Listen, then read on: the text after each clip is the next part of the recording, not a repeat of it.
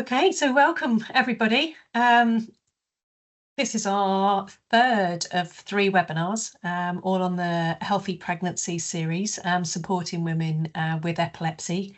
We're Epilepsy Action Australia are delighted to bring this information to you with thanks from the Queensland Government for their assistance with their Investing in Queensland Women grant programme at the Office for Women. So we're very appreciative to those for the funding. My name's Tina Furs. I'm a clinical nurse consultant from Epilepsy Action Australia. I'm here today with my colleague Lauren, who will be available for any questions too. So the plan is Chris will present, and we've also got Lily, a new mum with lived experience that she can share with us. A recording from the webinar will be emailed out afterwards in the next day or two in case you'd like to revisit any of the information given today, and a transcript will be available on request. Within the email, we'll also include some links to any information or supports that we've mentioned today. So feel free to reach out and ask us for any additional supports that you may need. There'll be some time at the end to ask any questions, but feel free to write them in the chat as you go along if you want to write them while you remember those. So you should see the chat box along the top ribbon there. We do ask that you keep your microphones muted throughout the presentation, but you're welcome to unmute them at the end of the presentation if you would prefer to ask your questions verbally at the end. I see you've all got your cameras on. You don't have to have your cameras on if you don't want to. It was just, we didn't cover those up on you starting, but whatever you're more comfortable with. Now, may I welcome and present Dr. Chris Randall. Chris is a consultant psychiatrist with the Royal Brisbane and Women's Hospital Comprehensive Epilepsy Service. This is a statewide service. He's also a consultant psychiatrist with the Royal Brisbane Women's Hospital General Hospital Psychiatry Team and a consultant psychiatrist with the Queensland Eating Disorder Service, Individual Therapy and Consultation Services. So please welcome Chris and Lily, who I mentioned is joining us to give a lived experience as a new mum with epilepsy. So over to you both. Thank you. Oh, thank you. So welcome everyone. Thanks for joining us. First, I'd like to Epilepsy Action Australia acknowledges the traditional custodians on the lands we meet and pay respect to elders past, present and emerging. So this is, as mentioned, Martina, this is the third of three webinars and very well worthwhile checking out the previous two, particularly with a lot of great information about medications for epilepsy and pregnancy. This talk is more about the mind, body and baby. I like to talk about prioritising mental health for long-term well-being, strengthening resilience through support and parenting with epilepsy, particularly practical safety tips and insights from those who've lived it. Thanks to Lily, who's with us today as well. Thank you so much, Lily. And again, disclaimer, limitations of this webinar. Every person with epilepsy and pregnancy is unique and has unique circumstances. The comments and discussions webinar are general in nature. Purposes webinars for general education and information. It may contain content that may not be pertinent or appropriate for any individual's particular circumstances. Yeah, for personal, individualised medical advice and management, please discuss with your own circumstances with your professional health advisory team. Again, please, I'd like to flag the following 24/7 mental health phone numbers in case of distress. The national numbers of Lifeline, the Suicide Callback Service, and 13-YARN 139276 for Aboriginal and Torres Strait Islander persons. And then a number of states have state mental health services 24/7. Acute mental health lines, and some states have local services as well. So please check with your local region in those states.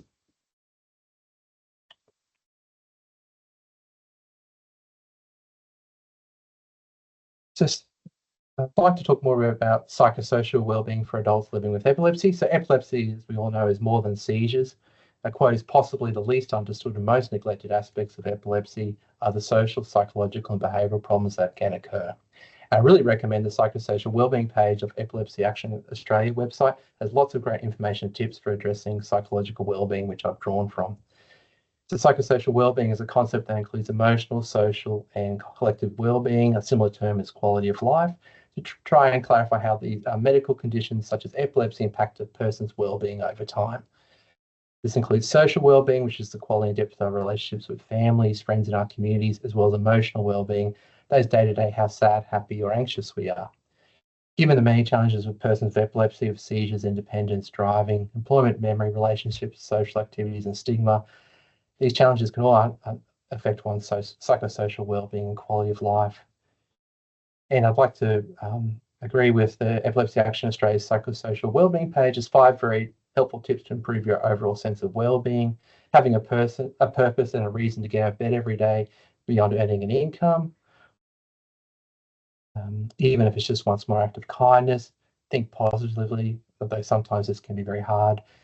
But if you find yourself thinking or acting negatively about something, stop being yourself and acknowledging it and trying to do or think something that makes you happy, such as a past memory or thing you enjoy, can be very helpful.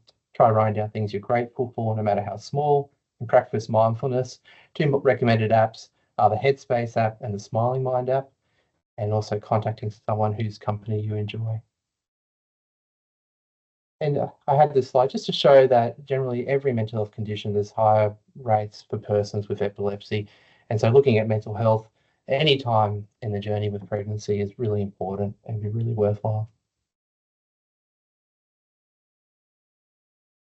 And similarly, there's detailed in the excellent Epilepsy and Depression fact sheet by Epilepsy Action Australia, up to half of all adults with epilepsy experience depression at some stage, which is 2 to 3 times the rate for the general population. There is also evidence that persons with depression are 4 to 6 times more likely to develop epilepsy. So we refer to this as a bidirectional relationship. There are many signs of depression, and if you've experienced these for more than 2 weeks at present, or perhaps in the past, you may have had or have had depression, and they're a great resource on that website there. So moodiness, that is out of character, with increased irritability, which is very common neuropsychiatrically, and frustration, finding it hard to accept minor personal criticism, spending less time with your family and friends, that social withdrawal, sleep difficulties is so important, increased alcohol, drug use, staying home from work, increased physical health complaints such as fatigue or pain, being reckless or taking unnecessary risks, or slowing down of thoughts or actions. Persons with depression and epilepsy tend to have less good seizure control and reduced motivation to manage their epilepsy, which affects quality of life and can create a cycle which can be hard to break if not addressed. It's also important to note that the risk of suicide is higher for people with epilepsy with coexisting depression, and having depression does raise the rates of suicidal thoughts and attempts, so please always reach out if there's worsened thoughts of harm.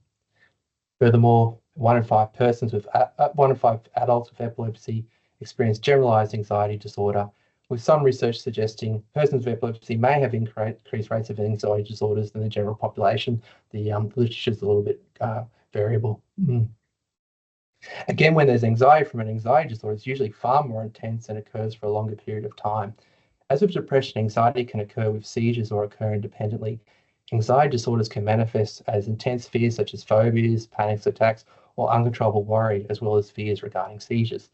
Generalized anxiety disorder symptoms, which I find are quite common in persons with epilepsy and of onset of a younger age, include excessive worrying and anxiety in association with the symptoms of poor concentration, sleep disturbance, fatigue, short fuse, restlessness, and muscle tension. You can see there's an overlap between depression and anxiety symptoms as well.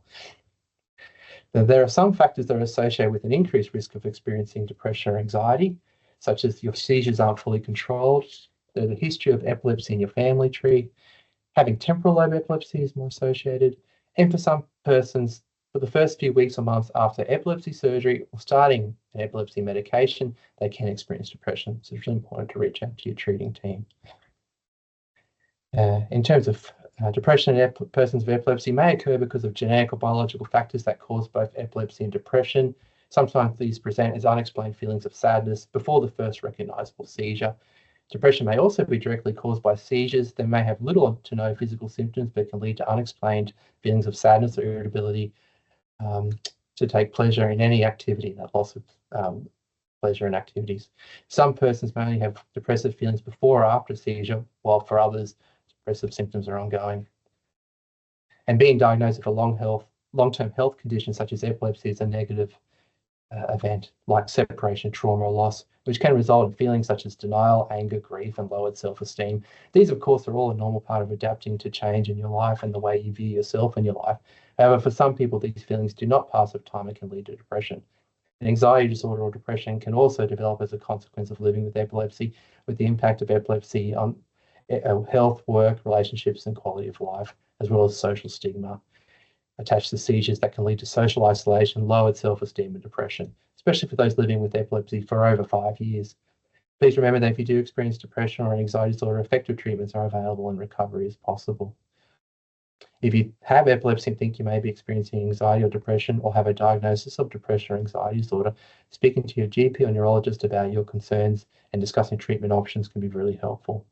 Sometimes medication is needed just to get you out of that really dark place, allowing you to then work on healing with other therapies. Sometimes something such as lower self-compassion gets in the way of accepting that help. And I'll talk a bit about that later. It's building that can be very helpful, particularly for depression and anxiety. And there can be some lifestyle changes you can make to help depression and anxiety as well, which are on the website.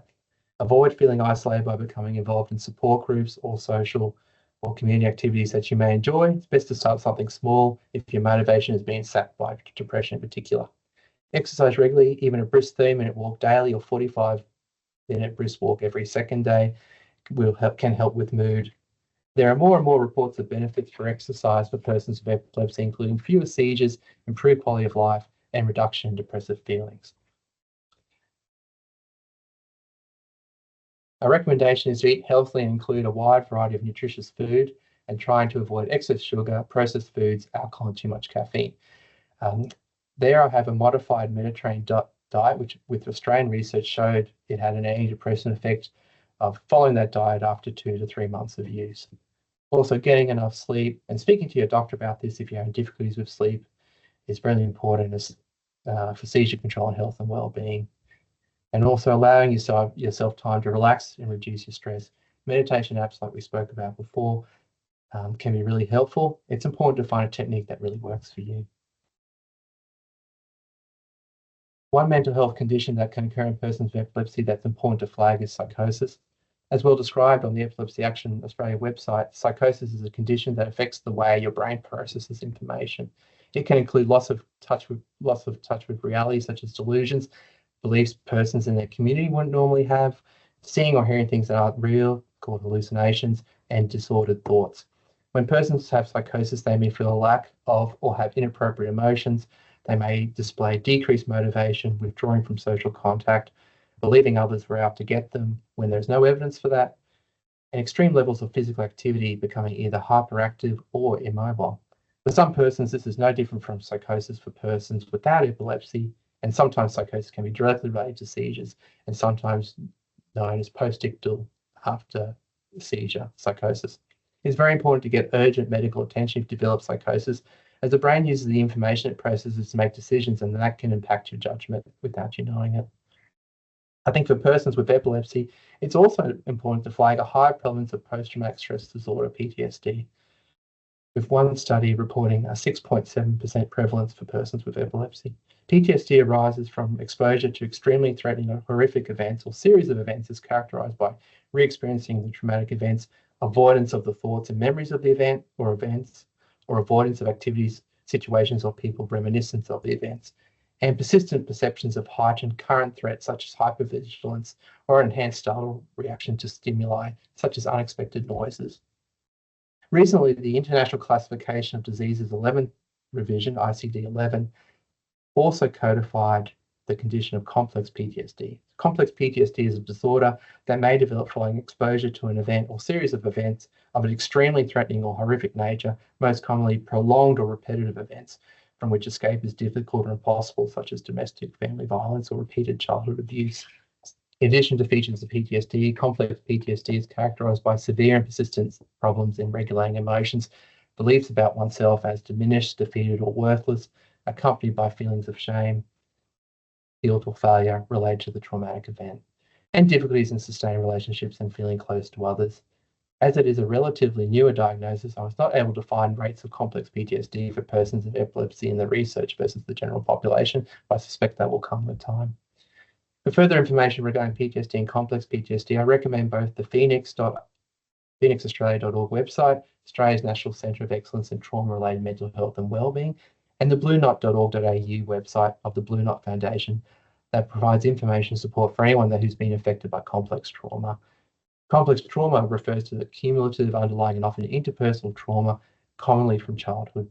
It occurs when the child victim is trapped and under the control and domination of the perpetrator. It can also occur as a result of experiences as an adult of violence in the home, family, neighbourhood, and workplace.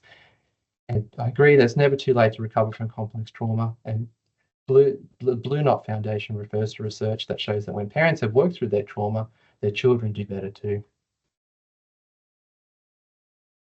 I think an important psychological variable for persons with epilepsy is self-compassion. Self-compassion is defined as the act of being kind and understanding towards oneself in the face of difficult experiences, recognizing one's own experience as part of the shared human condition rather than viewing them as isolating, and seeing mindfully painful thoughts or feelings rather than over-identifying with them. In the general population, self-compassion has been shown to predict improved psychological well-being, reduce stress, and particularly important, protecting against feelings of shame and negative self-evaluation, which can certainly be a problem for persons with epilepsy. A recent study of persons with epilepsy found that self-compassion significantly predicted lower depression, anxiety, and higher resilience. The website cci.health.wa.gov.au has a free set of online modules to look at building self-compassion through the Building Self-Compassion workbook. It notes there are reasons for it to be hard to be self-compassionate, such as early life experiences for some people, experiencing limited care, kindness, and nurturing, leading to challenges of what they call the soothe system, which is different from the threat or the drive systems. The soothe system helps us to sort of chill out, feeling safe, calm, and content. We can't be in threatened or soothe mode at the same time. So the soothe system thrives on being stimulated by having compassionate experiences. Thus, they know it's hard to learn something that you were never taught. So if you didn't receive much compassion from others in earlier life, it's understandable that it's difficult to develop the ability to be compassionate to yourself and name it. We also know through research that our default setting as humans is to see the negative, which is our attention bias. We're hardwired to shift into threat mode automatically to protect ourselves, and thus turning our attention to more self-compassion activities. One has to override this attention bias, which is not something that comes naturally to most of us. They also note that often we are not aware when we're struggling or not aware of unhelpful self-criticism.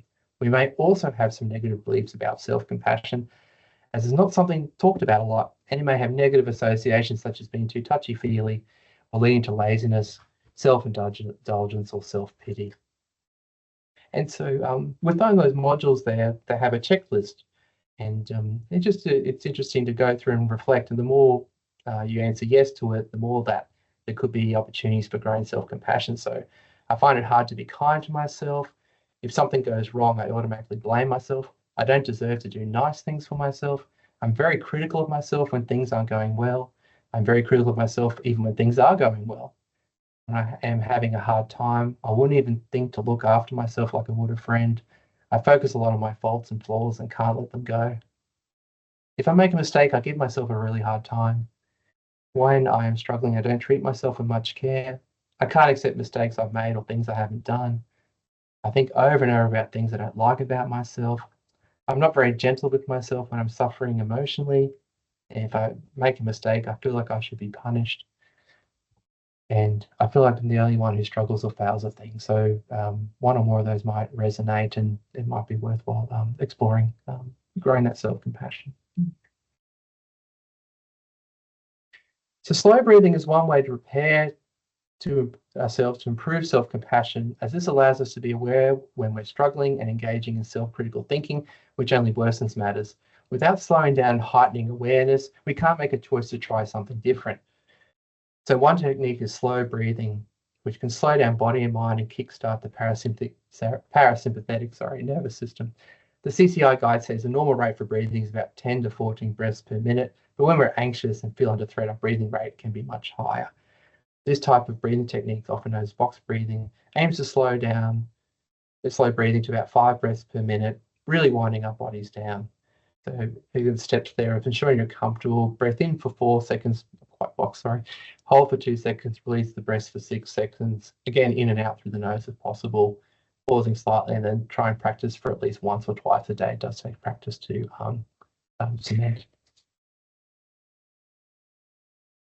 Mindfulness and guided meditation, perhaps through the apps mentioned earlier, with practice can also assist for preparing for growing self-compassion. A recent study also noted predictor of reduced quality of life for persons with epilepsy was body image dissatisfaction. Often in the epilepsy clinic, people remark on how the epilepsy treatments can influence their appearance. Anti-seizure medication is known for side effects such as skin rashes, unwanted weight changes, acne, hirsutism, and hair loss. And physiological changes during exertion can trigger seizures and make it difficult to exercise and manage weight. Seizures themselves can make people feel self-conscious or embarrassed and can cause bruising, damaged teeth, and scars. Body image refers to the psychological evaluation of one's physical appearance comprising beliefs, attitudes, and behaviors towards our body shape and size. Body image dissatisfaction consists of unhappy, maladaptive, unrealistic evaluations of one's appearance. In the general population, this is associated with reduced quality of life, depression, anxiety, and eating disorders that are concerns with eating shape or weight. This recent study that all aspects of body image dissatisfaction in persons with epilepsy were strongly associated with reduced quality of life, depressive symptoms, and the belief that epilepsy hindered their ability to attain a healthier physique. This study found that body image dissatisfaction was an even stronger contributor to reduced quality of life for persons with epilepsy than current depressive symptoms. And there may be some other consequences of body image dissatisfaction.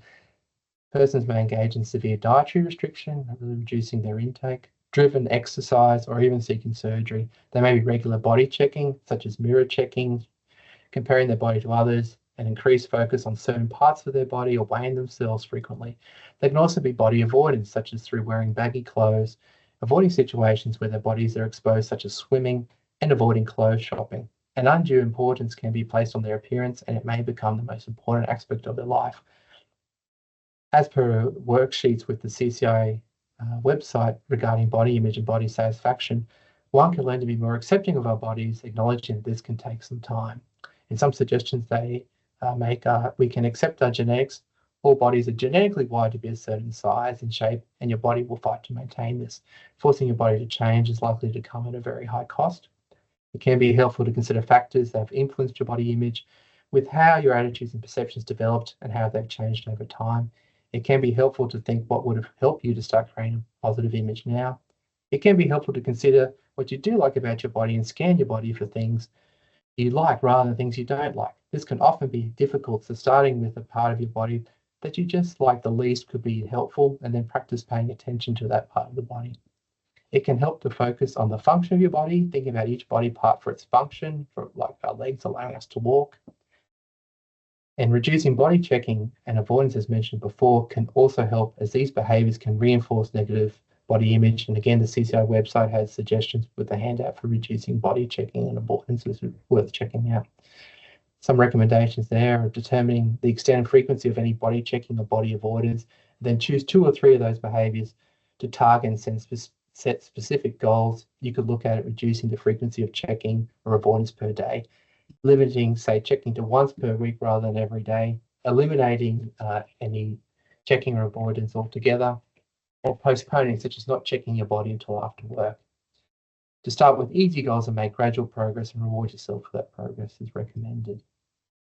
Another way that can help is expanding your areas of interest as for you, as other areas may be neglected with that focus on appearance.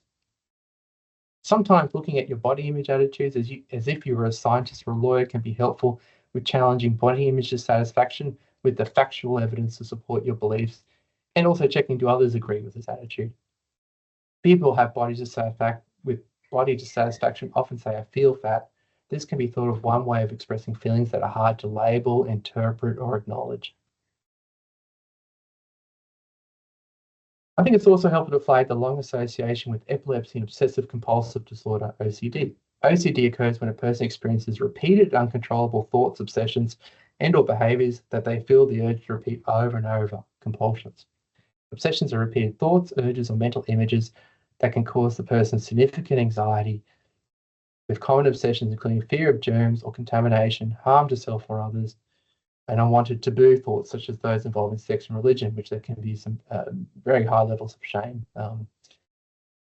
Common compulsions include excessive cleaning or washing, repeated checking things such as switches or locks, or performing mental rituals such as repeating a significant word or phrase.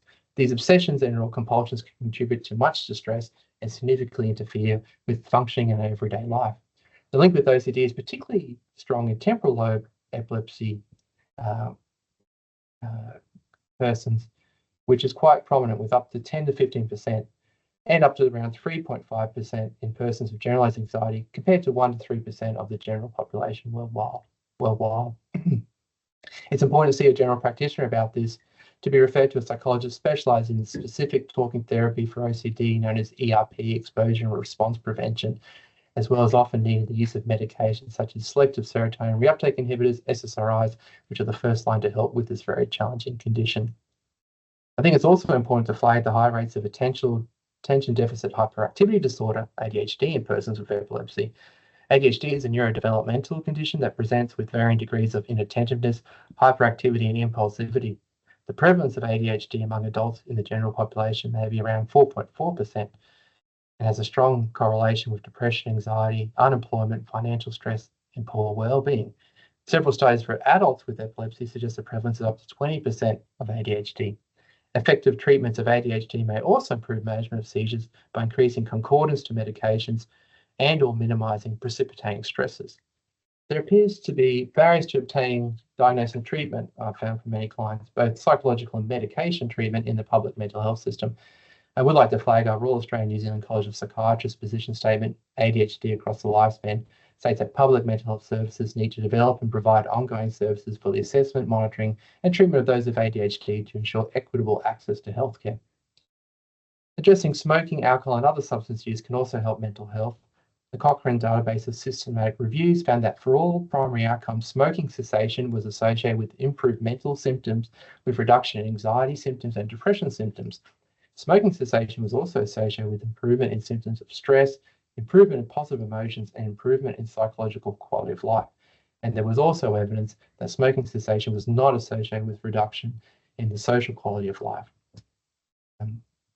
Similarly, alcohol misuse has been shown in studies to be associated with insomnia, depression, and an increase in problems with attention. The Royal Australian New Zealand College of Psychiatrists states that there is not enough evidence for prescribing cannabis products for mental health, with mixed evidence for cannabidiol, CBD for anxiety. We often have concerns about the use of tetrahydrocannabinol, THC products in psychiatry, with increased risk of psychosis, depression, anxiety, and challenges with motivation and cognition.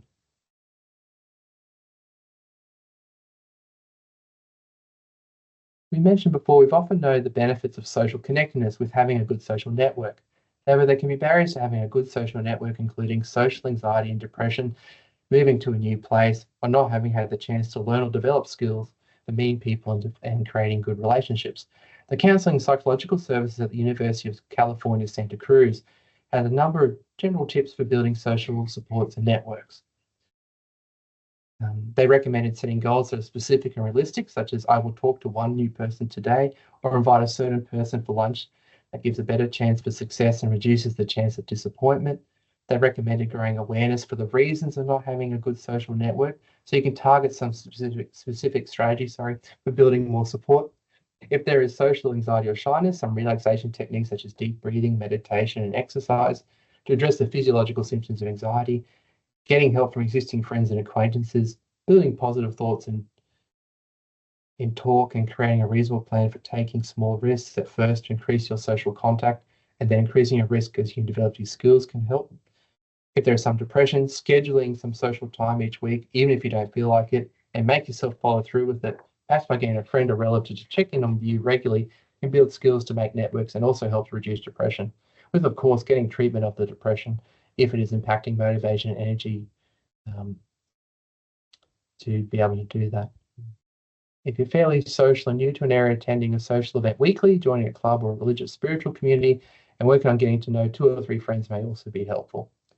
They also had some tips for meeting new people, for taking a class or joining a club or organisation where you can meet others with common interests, joining a volunteer organisation, asking someone you'd like to get to know better to go for a walk with you, and joining a religious or spiritual community. They also advise for building social skills as paying attention to non-verbal communication style, by doing things that make you look approachable, like smiling, making direct but not intense eye contact, versus unapproachable or intrusive, and working on becoming more aware of the non-verbal messages you make yourself to make yourself more approachable. Thinking of 1 or 2 open questions that can't be answered by yes or no. to ask an acquaintance to get a conversation going, working on your listening skills, looking at the person talking, indicating you hear what they're saying and letting them finish without interrupting, as well as asking follow-up questions to show interest in what they've said. And if you find it tough to have a conversation, perhaps of social anxiety, allowing yourself to try starting a short conversation, then ending it before it gets too tough after a few minutes could be helpful. And asking someone that you trust to give feedback on your social strengths and areas for improvement can help you focus on building social skills. So I'd like to talk about pregnancy and epilepsy with a focus on mental health. And again, I'd like to refer to the excellent Epilepsy and Pregnancy webpage on the Epilepsy Action Australia website, with lots of details regarding particularly seizures and any convulsive medication during pregnancy and breastfeeding. I just want to check, Lily, is this a good time? Would you like to talk now or at the end? No, Alfie's hanging in, so the end should be all right. Okay, thank you. Sorry. Yeah. Thank you, Alfie.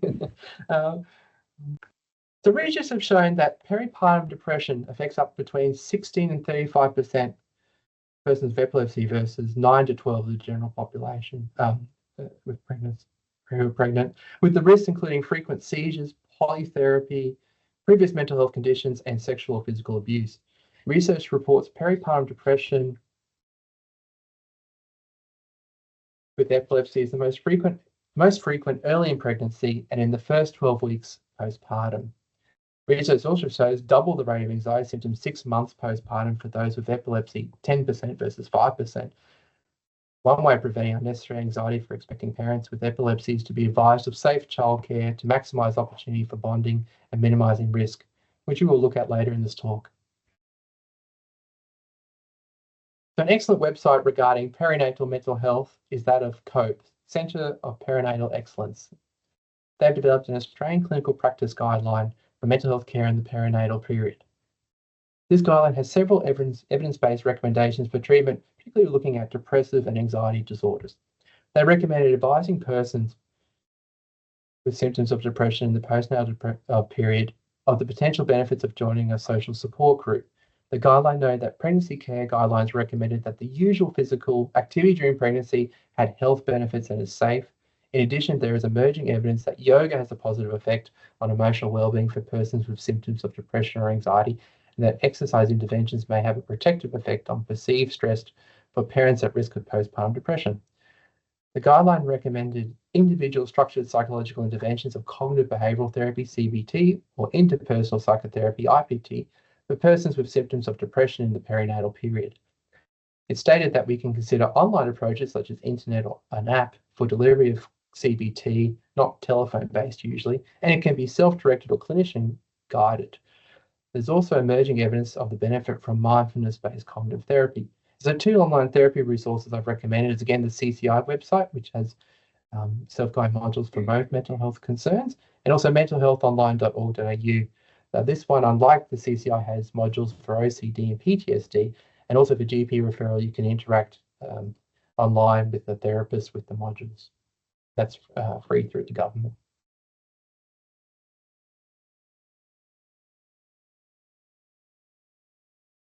The guideline also noted there is observational evidence of benefits such as improved parent-infant interactions with antidepressant treatment and evidence of harm. Oh, thank you, sorry. And evidence of harm of abrupt cessation of antidepressant treatment due to pregnancy, such as suicide, adverse effects on physical activity and on nutrition. When prescribing antidepressants to pregnant persons, consideration of SSRIs, selective serotonin reuptake inhibitors such as sertraline, escitalopram, fluoxetine, fluvoxamine as the first-line pharmacological treatments for depression and anxiety was recommended. The available evidence that suggests that SSRI use may improve response and remission rate at 6 to 8 weeks for postpartum depression and anxiety. It also noted that compared to fetal exposure during pregnancy, exposure to antidepressants through breast milk is very low, and there's an even greater need to treat depression postnatally given its effect on the parent's ability to care for the infant and on attachment. I do flag some SSRIs can interact potentially sertraline with phenytoin, and then fluoxetine, fluvoxamine can increase the concentrations of brivaracetam, carbamazepine, clobazam, diazepam, and phenobarbital. The guideline also flags awareness of psychological birth trauma for birthing and non-birthing parents. Symptoms in response to a traumatic birth occur across a continuum, and if they extend for over 3 months, you may need a referral to an appropriate mental health professional for further assessment and/or care.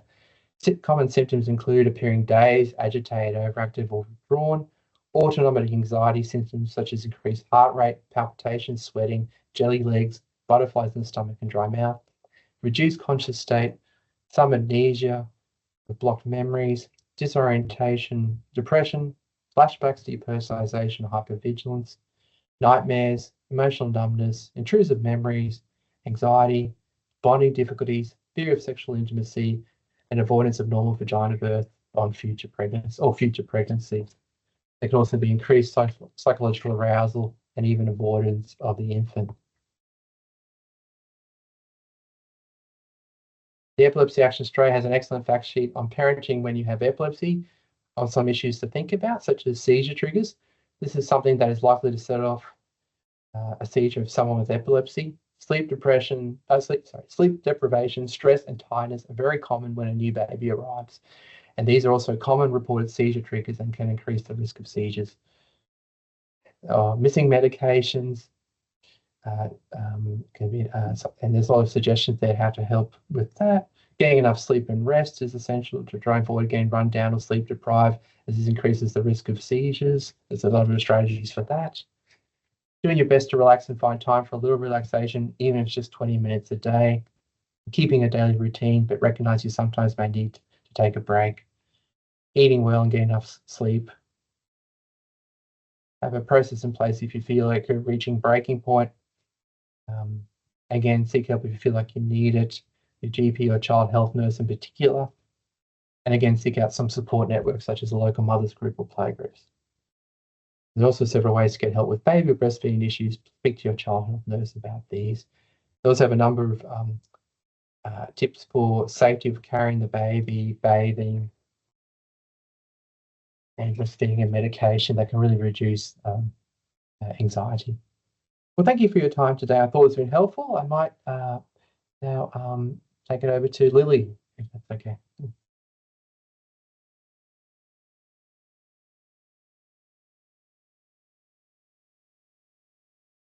Hey Lily, I think you're on mute at the moment, but thank you. We'd love to hear any insights you have following Chris's presentation, and we hope that you'll stay on for the Q&A as well. But any thoughts that you would like to give before the questions would be lovely.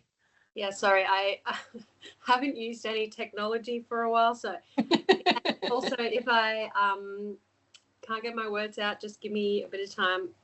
Yes, it's a little bit of epilepsy like symptoms with my meds, but also sleep deprivation. I guess I have a few things. I don't know if it helps, but I thought I'd let everyone know about my birth, and then sort of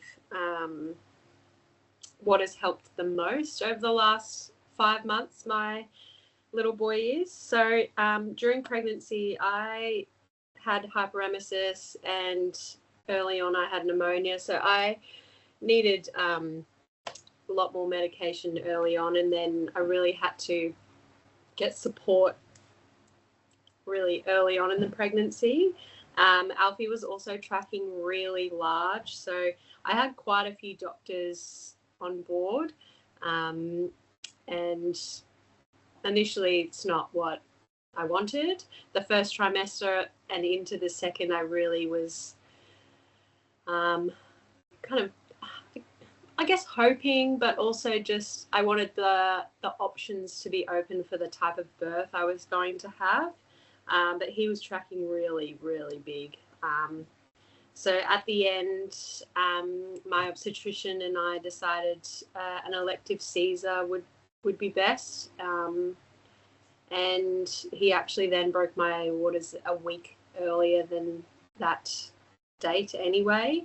And she was really good. She asked me on the day whether I wanted to try for a vaginal delivery, but at that stage in my gut I sort of knew, based on my epilepsy and how I Oh, sorry. I also can't have like morphine or fentanyl, which is what they put in an epidural or a spinal. So I'd have to do a vaginal delivery, like almost no pain relief. So just keep that in mind as well. So I decided to have an emergency elective Caesar, which was really, really good. But it did mean that the next 5 to 6 weeks I needed a little bit more help with movement with Alfie. I think the biggest thing in terms of my epilepsy was I just asked Ben, my husband, to be in charge of my meds.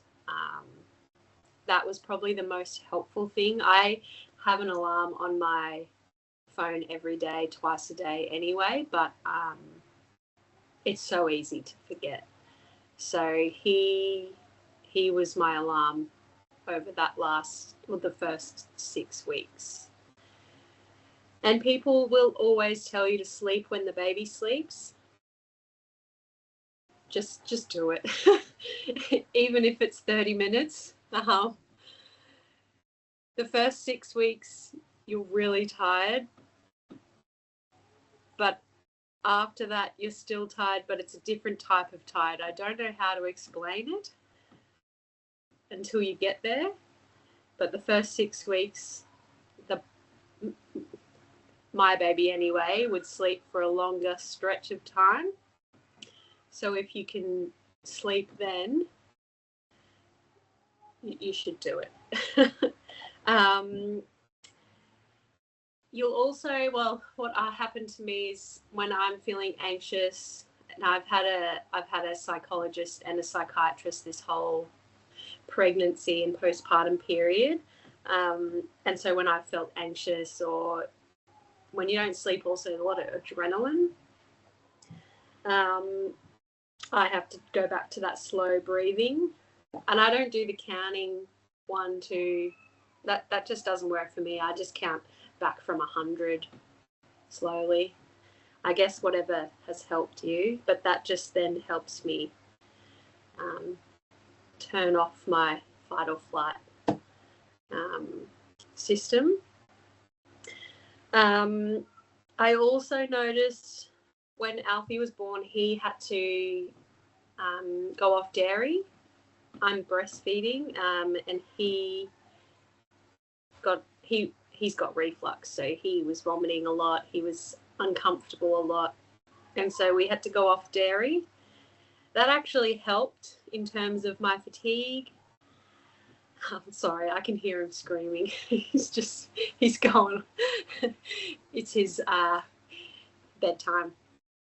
But actually having a lot more fruits and vegetables and meats and cut it up once a week, that helps with my fatigue level. It helps with my energy, and I know when I'm eating healthier, it does help with my epilepsy symptoms and the chance of me having a seizure. And if you can't do it, try and let someone do it. The hardest part that I've had to learn is, which I had to do before I was pregnant or before Alfie came along, was to let go of control. But a baby is like another level of letting go of control. They are very much in charge, and you are at their whim any second of the day. And sorry, he's still screaming, so that's why my speech has slowed down. But Lily, do what you're comfortable with. If you need to go to him, then you feel free to go to him. We understand. No, this is actually a really nice break. I was also going to go through something my psychologist told me when I was pregnant. Okay. And I have to keep remembering it. I can't remember if she called it happy families or healthy families, but within a period of 2 weeks, if you give yourself 15 minutes. So you and the baby 15 minutes alone, your partner and the baby 15 minutes alone, you and your partner 15 minutes alone, and then each individual 15 minutes alone. She called it like a recipe for a healthy family. And in that first 6 weeks, I needed 10 minutes a day. And you probably will have some weird thoughts. I felt like I loved Alfie more after I had that 10 minutes alone. And you might have those thoughts, you might not have those thoughts, but that also helped me reduce my anxiety. It helped me let go of that control again, which then helped me sleep. And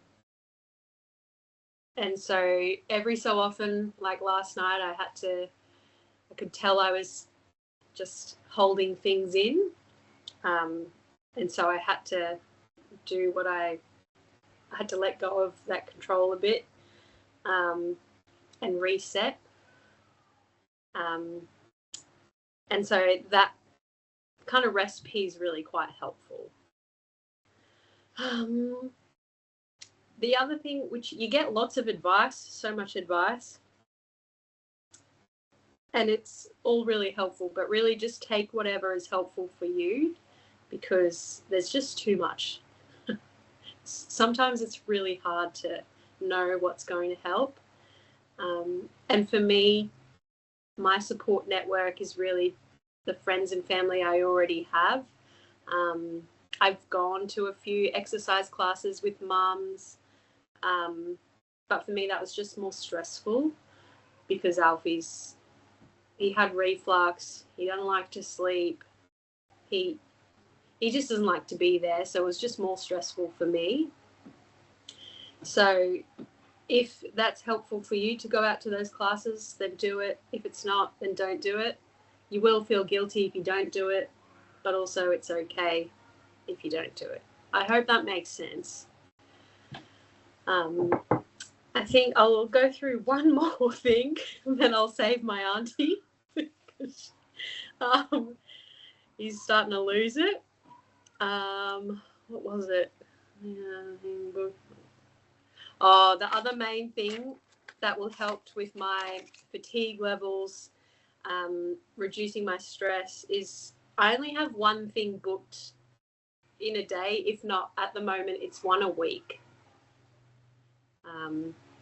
That keeps my stress level down.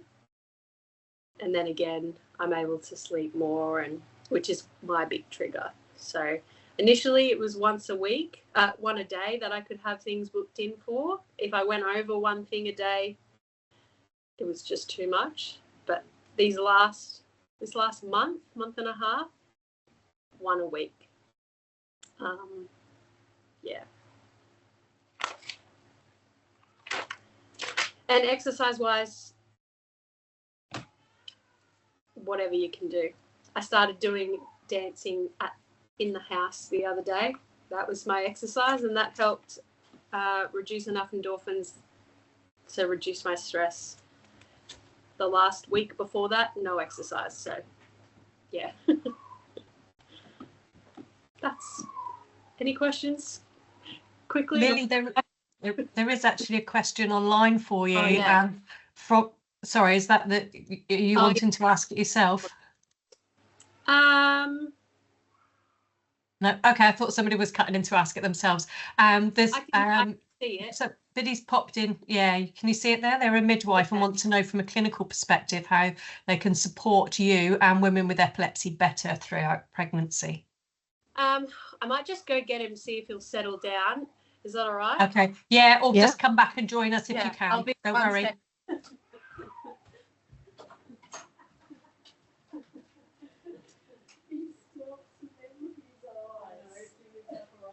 Lovely. Should we? Oh, wasn't it? No, I don't. Just give Lily a sec, see if she comes straight back. It's all right. I'll see if I can sit down, but I might have to stand up. Sure. So I'm also, I don't know if you need to know, but I'm also a physio and I work at a maternity hospital. I think the biggest thing is sometimes people get scared when you say you have epilepsy, and I don't think it's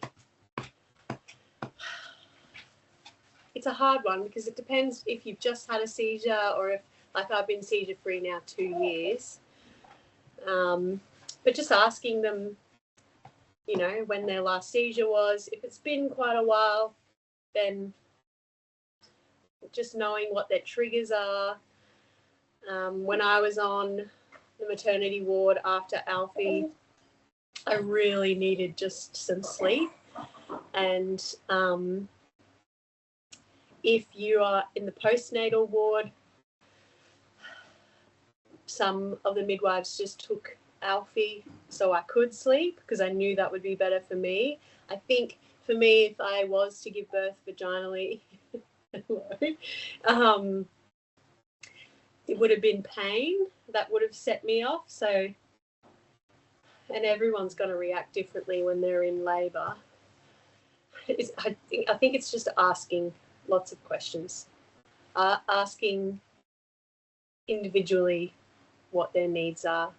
I don't think there's really anything else you might be able to do specifically. Fair enough. I think epilepsy is just so broad and so varied and so individual that I wouldn't be able to give just a set list of of things. Thanks, Lily.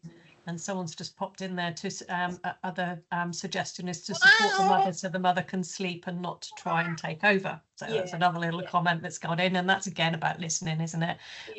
Lily, you know, is to listening to what you particularly need at that time. And it will be hard as a mother to just, you know, you've just given birth, you've just got this baby, but to help with I just had to keep thinking, if I let someone help me now, I'm less likely to have a seizure, which will help all of us in the long run. Yeah. It's not fun, it's not nice, but it was, you know, an hour of help for however many months of not needing long-term help. Thank you. Now, before we go to a next question, I'm just going to flag up that Chris has popped up the QR code there for us. It really helps us if we can get some feedback from surveys as far as grant reporting and such like, and also to make sure that we provide sessions that you really want and really need. So we do listen to your feedback. If you haven't already, so that Chris can stop sharing his slide, could you just scan that QR code for us so that you can fill out that survey for us, please? I'll just leave that up for another couple of minutes, but then we'll stop sharing the slide there. And I can see there's 2 people typing at the moment, so I think we've got some more questions come in. If you'd like to, we are a fairly small group. If you've got questions for Lily or Chris, would you like to unblock your microphones and ask them yourselves? You're very welcome to, if that's easier than type into.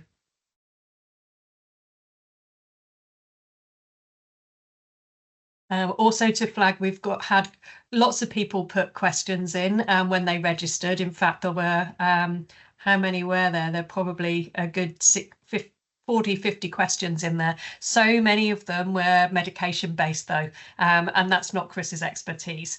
So although Chris can certainly answer your questions if it's related to the mental health medications that he's discussed, general ones, please go to your neurologist, and also in your email we send out at the end, we will include the recordings from both webinar 1 and webinar 2, where there was a lot more focus on medications, a lot more focus on birthing options and safety, also some more information on breastfeeding. That's another topic that came up. But please do have a look at those resources that I've put in the link. There are lots more practical guides. I know that we've talked about sleep, and Lily's mentioned that as well, and things that can be an individual trigger for you. There's lots of practical supports in the Parenting with Epilepsy fact sheet, so you can go through individually and have a look at that one. That some relating to trigger management, some relating to safety as well. So it's just practical advice. Even if you just file it to the side for now, as Lily said, sometimes you're given far too much information, but I think knowing where information is and being able to access it when you need it is really important too. Saw something else came through there. Lauren, is there anything else that's come through that I haven't seen? Yes, just one from Jessica, who's pregnant, had 3 seizures over the past couple of months, asking about caring for the baby and safety. As Tina was saying, we do have a lot of resources on the website. You can also always give us a call to talk to an epilepsy nurse. Our number's up on the screen there, the 1300, and we can talk to you about safety and caring for the baby once they come. That would be good. Also, sorry, please go. Sorry about this, even though I hadn't had a seizure for a couple of years. Lots of floor work with your baby. There was things that I didn't really like to hear. You know, I shouldn't be bathing the baby, but changing the baby on the floor, playtime on the floor, just lots of things on the floor. And so we had, there was lots of times if Ben had to go out where we had a little, it's not a cot or a bassinet, but just a little bed thing where he slept on the floor, and so that if anything happened, he was already on the floor. And also I did take all information, but sort of like a filing cabinet. You take the information you want out, you put the other information back in. I wasn't saying don't take the information. No, just that people can get overwhelmed with it. I think just knowing exactly in your filing cabinet, that stuff I didn't need right at that time, but it might be stuff I need to access in a little bit later, or at different stages. Yeah. And those practical tips, so they're really good ones as well. Not bathing the baby when you're alone in the house.